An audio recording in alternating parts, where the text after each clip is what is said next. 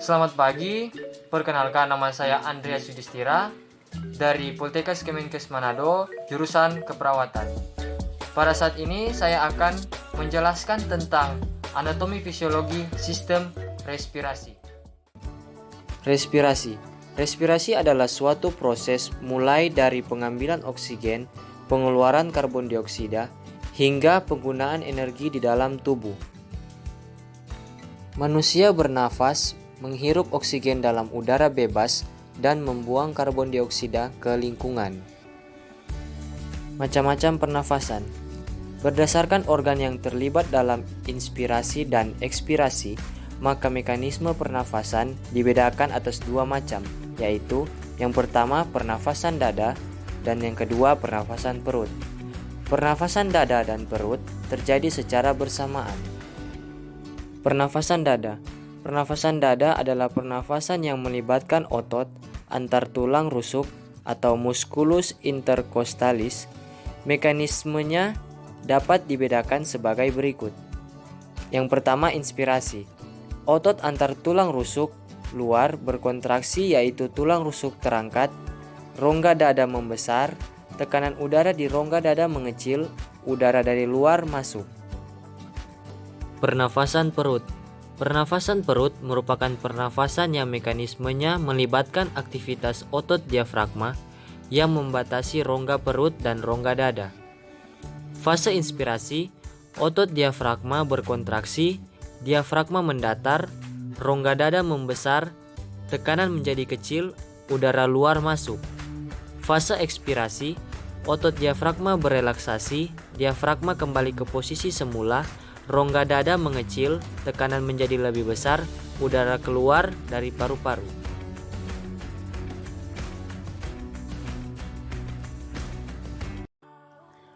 Selanjutnya, volume udara pernafasan.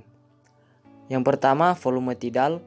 Yang kedua, volume cadangan inspirasi atau inspiratory reserve volume atau udara komplementer. Yang ketiga, volume cadangan ekspirasi atau expiratory reserve volume atau udara suplementer. Yang keempat, volume sisa atau residu. Yang kelima, kapasitas vital paru-paru. Yang keenam, volume total paru-paru. Penjelasan, volume tidal. Volume udara pernafasan biasa sama dengan 500 cc. Volume cadangan inspirasi atau inspiratory reserve volume atau udara komplementer, yaitu volume udara yang masih dapat dimasukkan secara maksimal setelah inspirasi biasa sama dengan 1500 cc. Volume cadangan ekspirasi atau expiratory reserve volume atau udara suplementer, yaitu volume udara yang masih dapat dikeluarkan secara maksimal setelah ekspirasi biasa sama dengan 1500 cc. Volume residu, yaitu volume udara yang masih tersisa di dalam paru-paru setelah ekspirasi maksimal sama dengan 1000 cc. Selanjutnya, kapasitas vital paru-paru, yaitu volume udara yang dapat dikeluarkan semaksimal mungkin setelah melakukan inspirasi semaksimal mungkin sama dengan 3500 cc. Volume total paru-paru, yaitu volume udara yang dapat ditampung paru-paru semaksimal mungkin sama dengan 4500 cc. Volume udara pernafasan. Udara pernafasan atau UP volume 500 cc. Udara komplementer atau UK volume 1500 cc. Udara cadangan atau UC volume 1500 cc. Udara residu atau UR volume 1000 cc. Kapasitas vital paru-paru atau KV sama dengan UP tambah UK tambah UC. Volume total paru-paru sama dengan UP tambah UK tambah UC tambah UR. Selanjutnya, frekuensi pernafasan. Dalam keadaan normal, kita bernafas 16-24 kali per menit.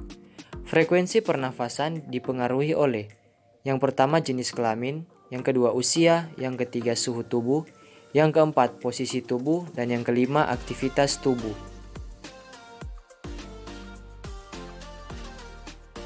Organ respirasi. Yang pertama, rongga hidung.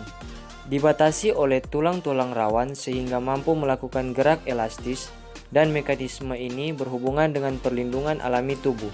serta memudahkan jalannya udara keluar masuk.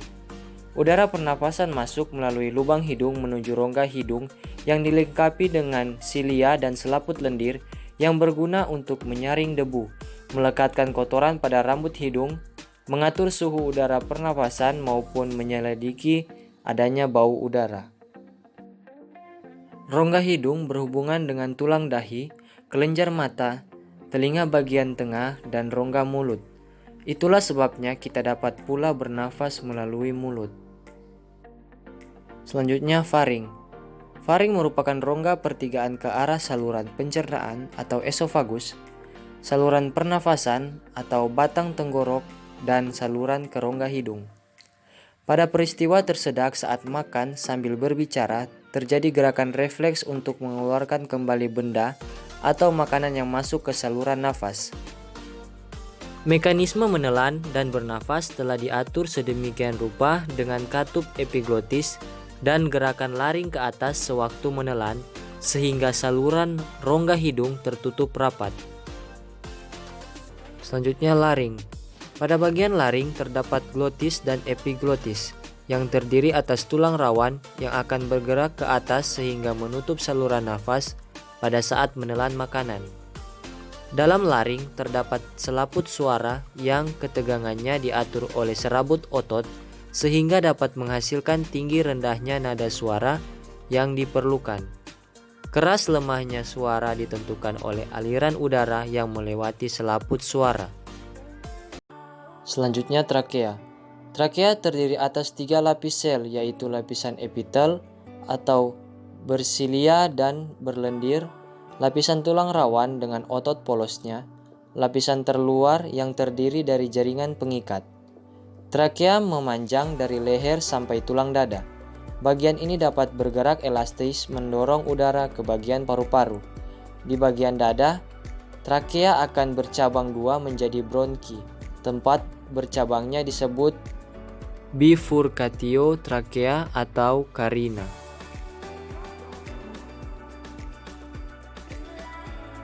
Selanjutnya bronki.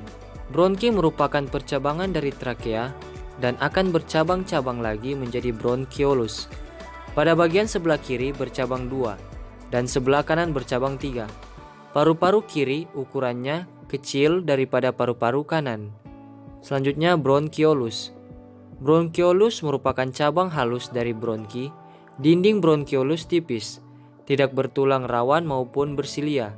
Bronkiolus akan bercabang banyak dan berakhir membentuk suatu kantung yang disebut alveolus.